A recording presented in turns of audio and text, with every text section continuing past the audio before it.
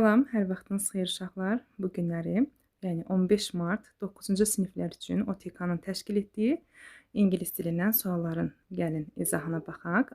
56-cı sualda deyir ki, It was holiday I have ever had. Deməli, however, üstünlük dərəcəsinin göstəricisi olduğu üçün biz qalırıq nəyin arasında? D və C.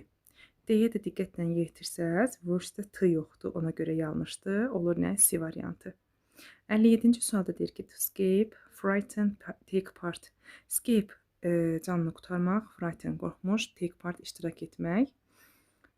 A variantı deyir somebody, make somebody feel afraid. Deməli qorxmaq, frighten-a 2-yə A. Take participate in something, iştirak etmək 3-ə gəlir B. To get away from dangerous situation, o da escape canını qaçıb qurtarmaq, ona da gəlir C variantı. 58-ci sualda difficult-ın əksini istəyir bizdən. O da eləyir D variantı, easy.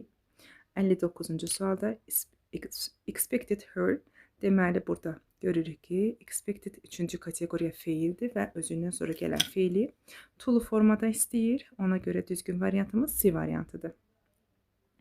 60-cı suala baxırıq. Boşluqdan sonra deməli too much, too many gördüksə deməli kəmiyyətdir də. Özündən sonraki ismə baxırıq. Noise səsküy sayılmır. Ona görə qalır bizdə nə? B variantı.